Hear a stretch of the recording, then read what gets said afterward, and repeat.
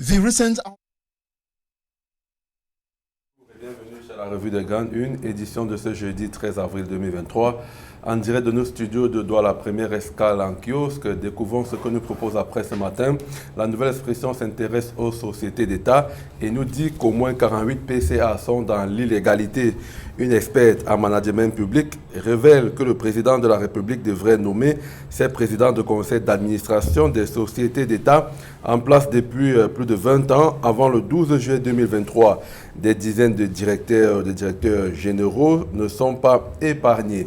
La liste de ces PCA à retrouver donc en page 4 et 5 de la nouvelle expression. Mutation s'intéresse à ces crimes odieux commis à Mokolo, égorgé par son époux. Titre Mutation. Menchum Wambo, enseignante, a été tuée hier après une dispute conjugale. Les récits de cette affaire en page 5 du journal Mutation. À la une du quotidien Le Jour, professeur Alain Foguet-Tédom, otage politique du MRC, ce que les juges cachent au peuple, titre le quotidien Le Jour. Lettre à Madame la Présidente de la Cour d'appel du Centre. Détail dans les colonnes du quotidien Le Jour. À la une du Messager, plateforme RDPC, UNDP, une alliance de pacotille, titre le journal Le Messager. Ostracisé, sclérosé, victime d'humiliation et de la méprise d'un allié RDPC trop gourmand et égocentrique, l'UNDP pique du nez, suffoque et compte les dernières heures de sa décadence. D'autres détails dans les colonnes du journal Le Messager. De Politique Hebdo s'intéresse à la rigueur et la moralisation. Jésus-Christ sacrifié et Barabbas en liberté, titre de Politique Hebdo. Rigueur et moralisation sont des défis permanents du renouveau. Depuis 1982, le troisième rapport de la Chambre des comptes sur la gestion des fonds Covid est accablant. Gestion des lignes 94 et 65, Cangate, etc. Le 3 mars 2023, la doyenne d'âge à la rentrée parlementaire appelait à plus de rectitude morale et de patriotisme. Lit le dossier consacré à la rigueur et moralisation dans les colonnes de Politique Hebdo, disponible en kiosque ce jeudi. À la une de Cameroun Tribune, couverture santé universelle. Enfin, nous y sommes, nous dit Cameroun Tribune, sont concernés par la première phase du processus lancé hier par le ministre de la Santé publique Manaouda Malachi à Mandjou, par Bétois, les enfants de moins de 5 ans, les femmes enceintes et les personnes souffrant de certaines pathologies comme la tuberculose, le VIH-Sida, l'insuffisance rénale.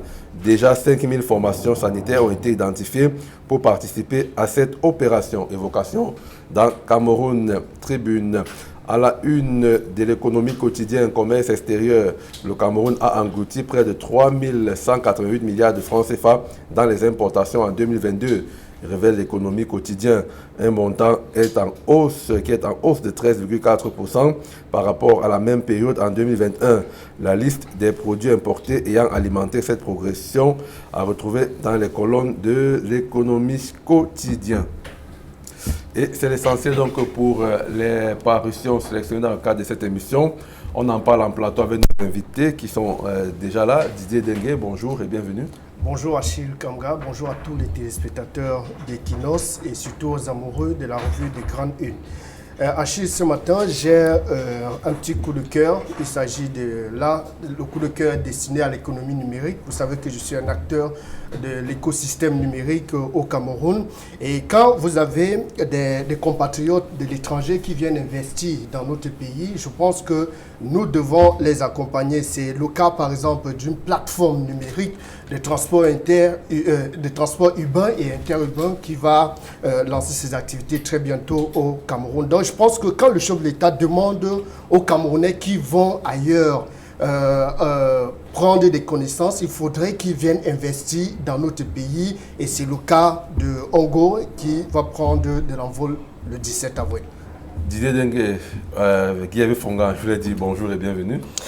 Bonjour Achille, bonjour aux milliards de Camerounais qui chaque matin prennent du plaisir à regarder la revue très qualitative des journaux qui paraissent au Cameroun et notamment aux sénateurs qui ont fait leur entrée il y a quelques jours, qui en 9 ans ont coûté à peu près 190 milliards aux contribuables camerounais. Donc à ces sénateurs-là qui sont des très grands téléspectateurs de la revue très qualitative des journaux qui paraissent au Cameroun, à ceux-là je dis un bonjour très singulier et à ceux qui encouragent et qui soutiennent la presse, des politiques hebdo et qui nous aident à contribuer à augmenter la masse critique des citoyens camerounais. Donc bonjour à tous ceux-là. Merci d'être donc venu décrypter l'actualité proposée par les journaux ce matin. Commençons peut-être avec la une des nouvelles expressions qui s'intéresse donc à ces sociétés d'État-là et ces 48 PCA qui sont dans l'illégalité. C'est du moins ce que dit le professeur Viviane Buolé. On doit, comme on peut voir là d'ailleurs en grande une de la nouvelle expression, Didier Dengue. Alors première question, pourquoi on ne respecte pas simplement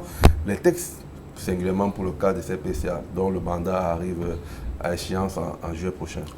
Mais je pense que nous sommes habitués à ces genres de pratiques dans notre pays. Vous avez des personnes qui sont en poste depuis plus de 20 ans, parfois plus de 30 ans, mais qui ne pensent pas à passer la main.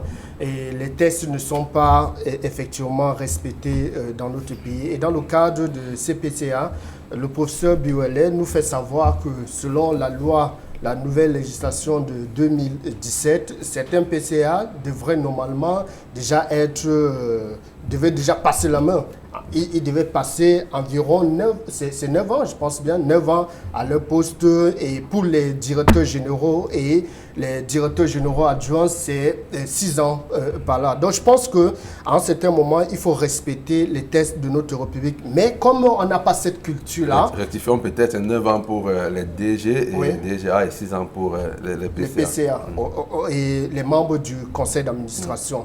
Et comme nous sommes donc habitués à ce genre de pratiques, on a l'impression que les hautes autorités, c'est-à-dire le chef de l'État, n'a pas reçu le rapport, parce que le professeur Buolé dit que les différentes administrations devaient normalement saisir le chef de l'État 6 mois avant la fin de ce mandat-là. Est-ce que les différents ministères ont fait donc ce travail? Est-ce que le rapport est au niveau du chef de l'État? On n'a pas l'impression, vu que ces rapports-là devaient être soumis à la présidence de la République en janvier, selon les déclarations du professeur Buolé. Jusqu'à présent, on ne pense pas que la date de juillet sera respectée, et ceux qui sont là depuis 20 ans, 30 ans vont continuer à narguer les populations, et surtout qu'il y a une sorte de statu quo qui est observé dans plusieurs ministères dans notre pays. Donc je pense qu'à un certain moment, quand on rédige les tests, il faut les respecter, il faut faire l'effort de respecter ces tests-là pour encourager le dynamisme et peut-être contribuer au développement de notre pays. Guy Fongan, 85% des PCA qui sont hors la loi, est-ce que c'est fait à dessein? Comment comprendre qu'on n'arrive pas à respecter ces textes?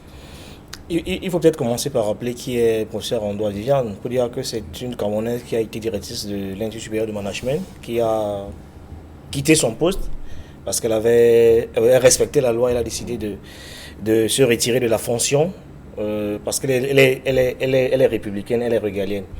Et le travail qu'elle fait au quotidien est un travail de salubrité publique qui s'inscrit dans la dynamique de ce que la presse fait aujourd'hui, qui contribue à augmenter la base critique des citoyens camerounais. Donc sa probité et son intégrité force admiration et respect. Je tenais à le rappeler ici, pour dire que depuis la sortie du professeur, d'ailleurs je suis très heureux que la nouvelle expression ait rattrapé ça, parce que moi j'aurais pu, à la grande une de Politique Hebdo, également titré pareillement, mais vous allez voir entre rigueur et moralisation et ce que la nouvelle expression a fait, il y a un lien très étroit, parce que le chef d'État en 82, quand il a accédé au pouvoir, il avait les leviers sur lesquels il avait inscrit le renouveau, c'est la rigueur et la moralisation.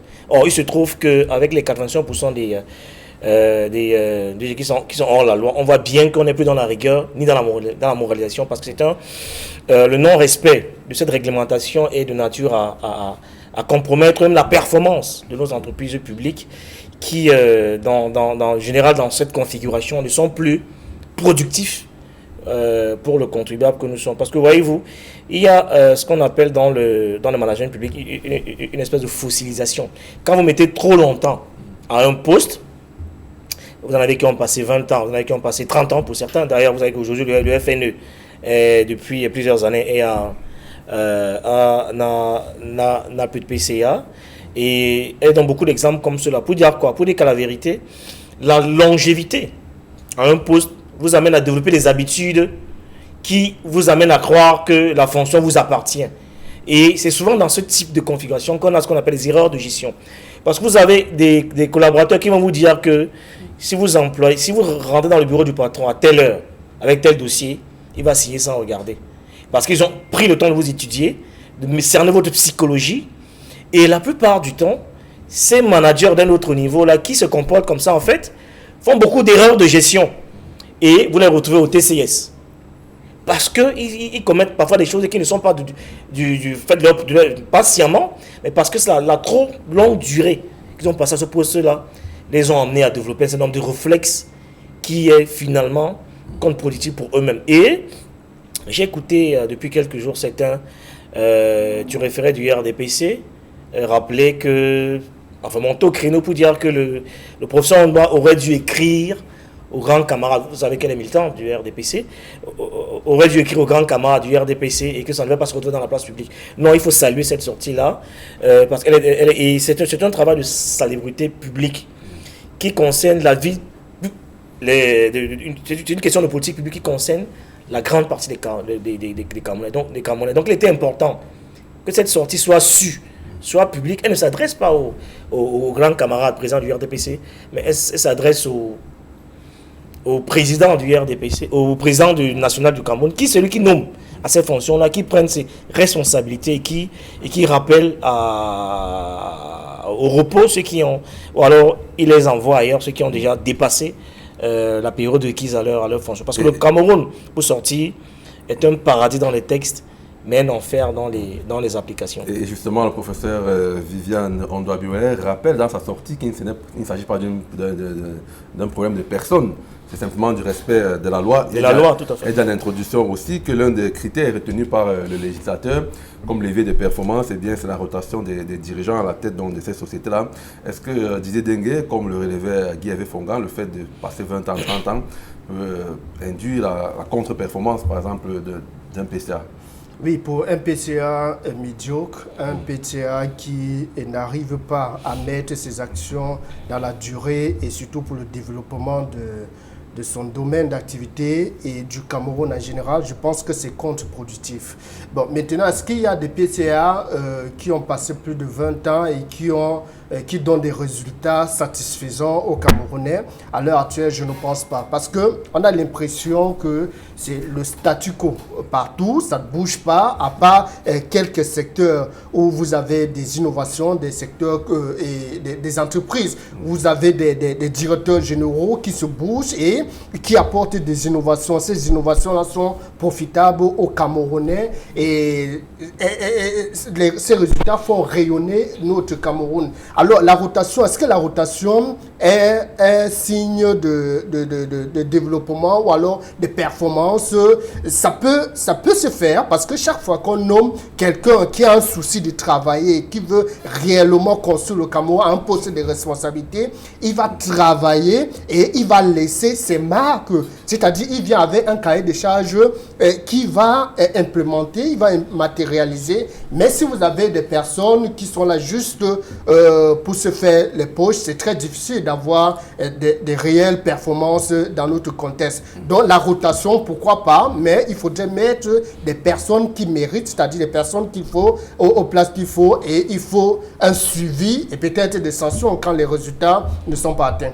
Alors on parlait de rigueur et moralisation il y a un instant avec Guy-Hervé Fongan, justement parlons-en, la une de politique hebdo consacrée à ces rigueurs et moralisation-là, des gestionnaires de la fortune publique qui prennent des libertés avec l'argent de l'État. Guy-Hervé Fongan, vous dites Jésus sacrifié et Barabbas en liberté, ça veut dire quoi exactement? Ça veut dire que si vous savez qu'on sort à peine de la célébration de la fête de Pâques. Pour ceux qui ont été, comme moi, socialisés dans un moule catholique, ils savent à peu près exactement ce que signifie la résurrection et la rédemption du Christ qui est mort pour nos péchés. Non, c'est simplement pour dire que en 82, je l'ai dit à l'entendre de mon propos, le président Paul Biya avait inscrit son magistère sous le signe de la rigueur et de la moralisation. Et il était question que ceux qui ont pris des libertés avec la fortune publique puisse rendre gorge. Et donc il y a deux prétextes qui ont justifié cette une-là. Pour dire que le prétexte le plus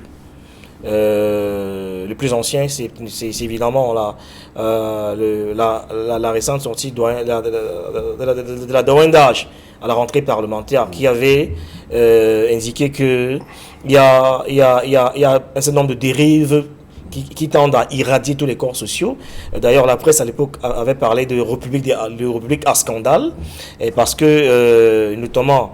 pour reprendre les propos de la doyenne d'âge. Tout à fait. République à scandale. Elle parlait de Kangate, elle parlait de la gestion de la construction du stade Olymbe, de la fête Martinez-Ogo, un certain nombre de fléaux comme ça qu'elle avait identifiés pour dire qu'il faut que ça arrête, il faut que ça cesse. Et elle appelait ceux qui ont en charge de gérer la fortune publique à faire preuve de rectitude morale et de probité. Et l'autre prétexte qui nous a amené à faire un grand dossier sur le sujet, c'est le troisième rapport.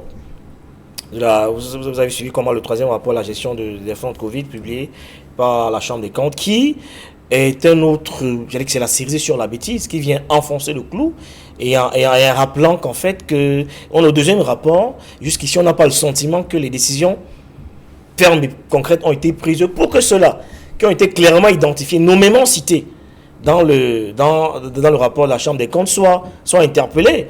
Je ne trahis pas un secret en disant que le Premier ministre a été auditionné et que certains membres du gouvernement ont refusé de répondre à la convocation qui leur avait été adressée. Et donc, on est dans une espèce de laisser aller, de no man's land. On a l'impression que chacun fait comme il veut. Et on nous a demandé, à nous les populations de Tanga Nord, de serrer les ceintures, de supporter. Le salaire des fonctionnaires depuis 1992 a été réduit par 5, etc. Et donc, c'est nous, le peuple, en réalité, qui ont le rôle de Jésus. Parce qu'on est sacrifié depuis une trentaine d'années. On nous demande de faire des sacrifices qu'on ne demande pas aux autres de faire.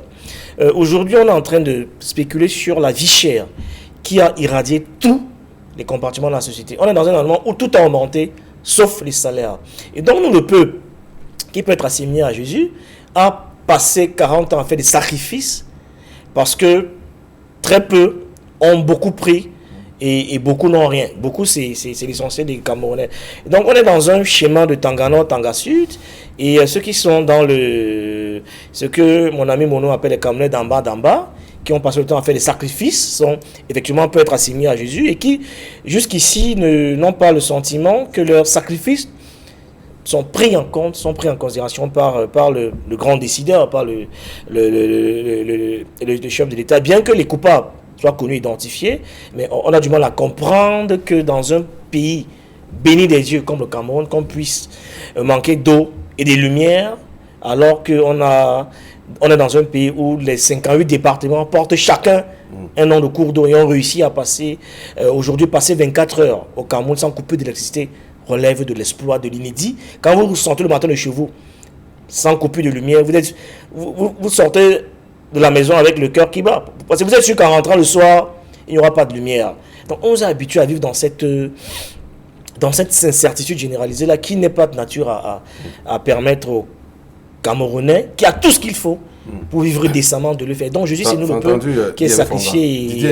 Et les privilégiés, c'est ceux-là qui peuvent être assimilés à Barabbas, qui sont aux affaires depuis 40 ans. Didier Dengue sur la rigueur et la moralisation, des choses qui ne sont pas les mieux partagées par le Cameroun, on va le dire comme ça, encore plus les gestionnaires de la fortune publique. Oui, et je pense que Guy Hervé a fait le tour d'horizon. Il a essayé de brosser l'état dans lequel le Cameroun est plongé depuis très longtemps. Mais je pense aussi, juste pour nuancer, que chaque Camerounais devrait faire le diagnostic de sa vie. Chacun devrait, à son niveau, prendre ses responsabilités. Parce qu'on peut tout attribuer aux dirigeants. On peut tout attribuer, même l'enfer aux dirigeants. Maintenant, après avoir pris conscience que nous sommes dans un foutu, dans un désordre total, est-ce que nous allons, par exemple, nous lancer dans l'incivisme total, un peu comme cette vidéo que j'ai regardée sur les réseaux sociaux hier, où les Camerounais, les motos-taxis parviennent quand même à circuler sous un camion parce qu'il y a embouteillage. est-ce que c'est le chef de l'État ou alors les dirigeants qui demandent aux Camerounais de ne pas faire preuve de patriotisme, de civisme? À un certain moment, Guy a brossé la situation au niveau sommet. Maintenant, les Camerounais d'en bas, là, comme on dit chez nous au quartier, ils font comment? Est-ce qu'ils ne doivent pas prendre les responsabilités? Par exemple, quand il y a un jeudi propreté comme aujourd'hui, ils ne doivent pas balayer les rues. Est-ce qu'ils ne peuvent pas? Qu'est-ce qui empêche aux Camerounais, par exemple, de balayer, de nettoyer, de mettre les ordures dans les poubelles? Ceux d'en haut détournent des fonds. Ça se ressent dans la gestion de notre pays. Maintenant, avec les moyens du bord, chacun doit prendre ses responsabilités. Il faut tirer sur les dirigeants, mais il faut également se regarder dans la glace et se dire, est-ce que je fais ce qui est bien pour mon peuple? Je fais ce qui est bien pour les futures générations? Après le diagnostic, maintenant, il faut passer à l'action. Rigueur et moralisation, ça concerne donc tous les Camerounais, qu'on soit d'en haut, d'en bas, comme aime bien le dire le docteur Aristide Mono. Et donc, ce sujet est à retrouver à la une de Politique Hebdo, disponible en kiosque. On va parler de notre sujet à la une de mutation. On n'est pas loin du sujet précédent, rigueur, moralisation. Même, qu'est-ce qui se passe au Cameroun? Plus une seule journée sans un crime, avec ce crime à Mokolo.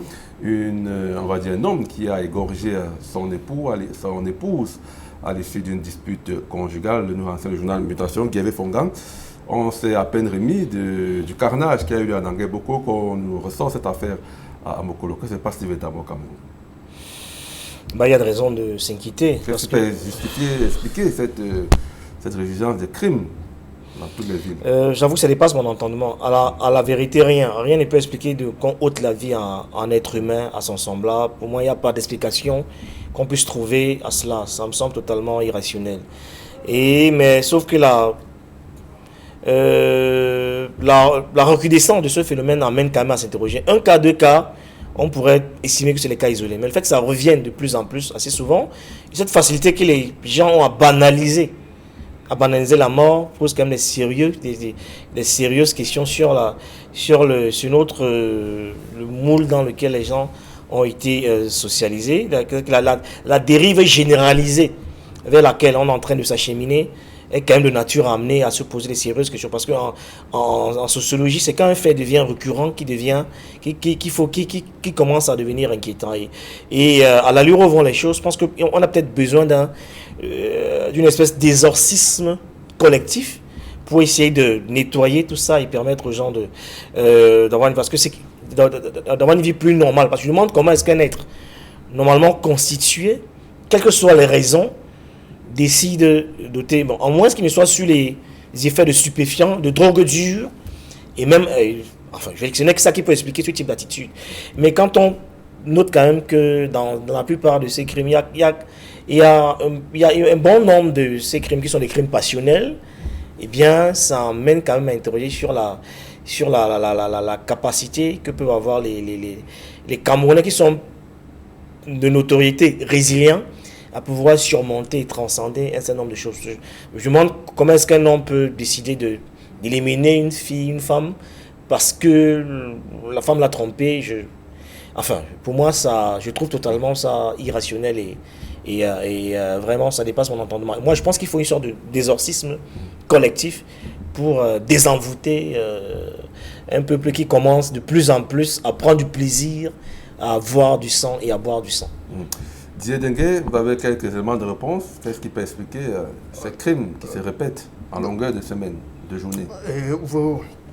Vous êtes sans ignorer que du côté de Yaoundé, il y a des crimes également qui sont enregistrés presque chaque semaine dans plusieurs quartiers. Et je me fais une chronique là-dessus parlant de la ville de Yaoundé, la capitale camerounaise, qui est en train de plonger dans une peur totale. Et là, avec l'autre crime qu'on vient d'enregistrer, après le crime de Nangué-Boko, on a ces crimes-là, on a l'impression que la peur est en train de s'installer dans les régions, dans toutes les régions de notre pays. Et cela interpelle les pouvoirs publics, les forces de défense et de sécurité, les enquêteurs, ceux-là qui sont chargés de protéger les Camerounais pour que cette peur-là ne soit pas généralisée. Parce qu'on vous dit, à Yaoundé, une jeune femme a été assassinée. Après, on vous dit, 6 membres d'une famille ont été égorgés du côté de Nanga et Boko. Après, on vous dit, la dame a été égorgée. Donc, vous voyez que, et avec les crises dans le nord-ouest, le sud-ouest, dans l'extrême nord de notre pays, mais il y a matière à se mobiliser et surtout que les pouvoirs publics passent à l'action. Parce qu'on ne va pas attendre que toutes les villes du Cameroun soient inondées de crimes avant de dire que, bon voilà, on pense que tout le monde est déjà d'accord. L'action serait quoi par exemple? C'est-à-dire, ça va mettre un gendarme derrière chaque citoyen? On ne va pas mettre un gendarme derrière chaque citoyen, mais je pense qu'il faut étudier les causes profondes de ces différents crimes qui sont enregistrés. Certains vous diront que non, c'est parce qu'il n'y a pas du boulot, certains n'arrivent pas à travailler, mais rien ne peut justifier ce genre de crimes dans notre pays. Donc, comme solution immédiate, les forces de défense, tous les enquêteurs, peut-être les commissions mixtes doivent être mises sur pied pour pouvoir identifier les différents foyers de tension. Non, mais je pense qu'il faut... il n'y a pas une sévérité dans les sanctions. Peut-être c'est ça qui amène les autres à se dire ils peuvent le faire comme ça impunément. Non, il faut revenir aux fondamentaux. Je crois que vous savez, on n'éduque pas un adulte. C'est compliqué de le faire. La première agence de socialisation est la famille. C'est dès le bas âge qu'on commence à inculquer un certain nombre de valeurs à l'enfant. Il grandit avec ça et il les intègre, il les intériorise et il vit de manière plus correcte avec son environnement et sa société. Et il faut revenir aux fondamentaux, c'est-à-dire qu'on devrait recommencer à enseigner la morale. Vous et moi, quand nous allons à l'école, on a étudié la morale, mais qui a disparu de nos livres, de nos écoles. Je crois que c'est par là qu'il faut commencer. Et il faut renforcer, il faut que l'autorité parentale soit davantage renforcée. Je pense que même aujourd'hui, vous savez, on a même tendance à éliminer le fouet à l'école. Il faut que des choses comme ça puissent revenir. Quand je dis retour fondamental, il faut ramener le fouet à l'école. Il faut ramener la morale à l'école. Il faut que la famille, qui est la première agence de socialisation, reprenne les choses en main, parce que je veux dire qu'un enfant ne tombe pas du ciel, il est forcément dans un cadre, dans un environnement. Si après, il devient un garnement pour la société, eh bien, c'est parce que c'est un échec aussi quelque part de la famille. Et donc, il faut renforcer le pouvoir de la famille et que l'école, qui est également une autre agence, la deuxième agence de socialisation après la famille, prennent le relais et que les cours comme la morale reviennent dans les écoles et qu'on ait des citoyens qui soient plus responsables et plus conscients. Oui, concluez, Didier. Oui, juste pour conclure, Achikamga, tout ce que Guy avait cité, c'est beau. On a appris tous à la morale à l'école. On n'enseigne plus ça. Oui, mais il y a un phénomène quand même si la morale revenait même à l'école. Il faut renforcer l'autorité. Même des maîtres, il faut renforcer l'autorité. Aujourd'hui, un maître a du mal à parler à un enfant à l'école. Parce que son père va venir faire le scandale ou sa mère vient faire le scandale. Sauf que Guy avait cité l'autorité et les maîtresses. Ce que je voulais dire, c'est que après avoir renforcé la morale, la rigueur, l'autorité de l'État, l'autorité même parentale, il y a un phénomène qui zappe tout cela.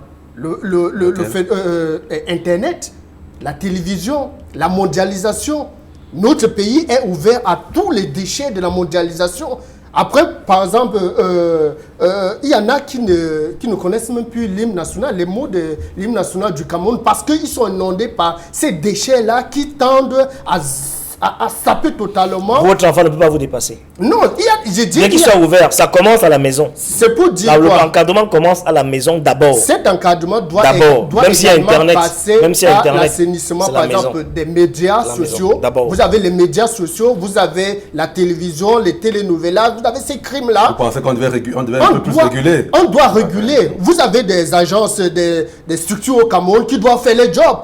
On ne peut pas être exposé à tous les crimes du monde et dire qu'on va prospérer dans notre pays. C'est impensable, c'est même pas possible. Les pays qui prospèrent aujourd'hui n'ont pas, par exemple, tous ces déchets-là, les crimes, le sang qui circule sur les réseaux sociaux comme si nous étions dans un film d'horreur. Alors, retrouvez l'histoire de cette enseignante égorgée du côté de Mokolo dans les colonnes de mutation de ce jeudi. Parlons de politique pour sortir et cette alliance de dupes, on va le dire comme ça, Une alliance de pacotille, comme le titre Le Messager, entre les RDPC et l'UNDP qui avait Fongan.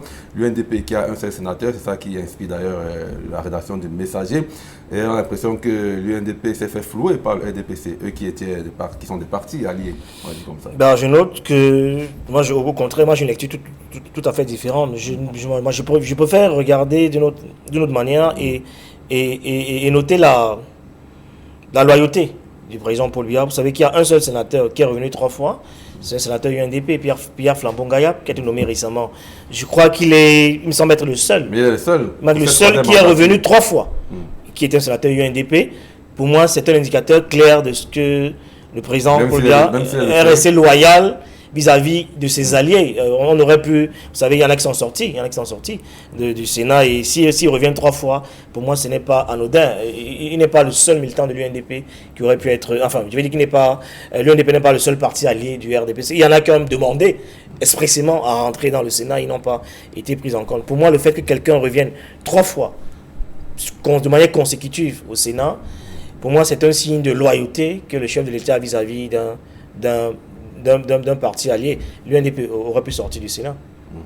Oui, Didier Dengue. Non, mais je pense et peut-être remplacé par le FSNC qui manifestement est en train de monter en puissance, qui est également un parti du Nord, parce que les équilibres, j'allais dire, ce type d'équilibre, il faut les prendre en compte. Oui, Didier, est-ce que vous pensez que l'UNDP est assez considéré par le RDPC? Non, contrairement au quotidien, le Messager, je pense que le président de la République est resté fidèle, c'est-à-dire à ses alliés.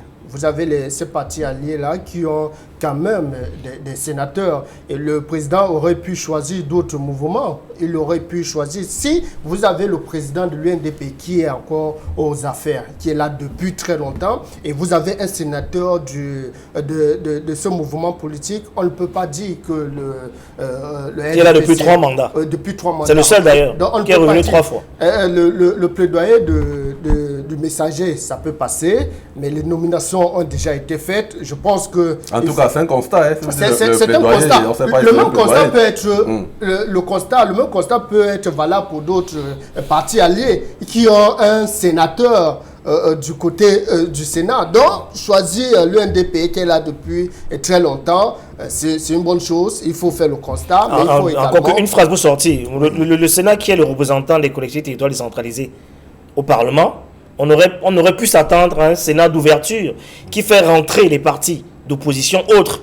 Le PCN aurait pu rentrer là-dedans, qui me semble avoir des gens outillés. Le PURS, pourquoi pas, aurait pu rentrer là-dedans. Le PADEC aurait pu rentrer là-dedans. Il y a des partis, l'AFP, il y a des partis comme ça. Pour que Sambaka aurait pu, c'est des profils intéressants. Sambaka aurait pu rentrer dans des gens quand même qui nous ont donné le sentiment de maîtriser à peu près, de manière concrète, comment est-ce que ça devrait marcher, comment est-ce qu'on qui semble comprendre la décentralisation. Il y a des figures, même la société civile qui aurait pu rentrer dans ce Sénat. Donc des plaintes comme ça, on peut en trouver partout. Donc au contraire, ça donne plutôt le sentiment que le Sénat, on regarde la configuration qu'il présente actuellement, ne nous satisfait pas quant aux attentes qu'on peut formuler de manière légitime sur la représentation qu'ils peuvent, sur l'apport qu'ils peuvent apporter aux mairies par exemple, qui reviennent. Or les partis qui ont été à l'élection présidentielle pouvaient de manière légitime aspirer à entrer dans le Sénat pour être un prolongement du travail qu'ils ont commencé, puisque certains sont conseillers municipaux, pour prolonger le travail qu'ils ont commencé à faire dans la mairie. Mais ça n'a pas été le cas. Merci Guy Fongan, merci Didier Dengue d'être venu décrypter l'actualité avec nous. Mesdames, Messieurs, merci d'avoir été des nôtres ce matin. Merci à nos équipes techniques en régie, Jonathan Babiola, Zéphirin Gondi, Innocent Abega et Emos Fongo à la réalisation. Rendez-vous demain à 9h20. Restez sur Equinox Télévision juste après nous. C'est 10-12, le Zénith.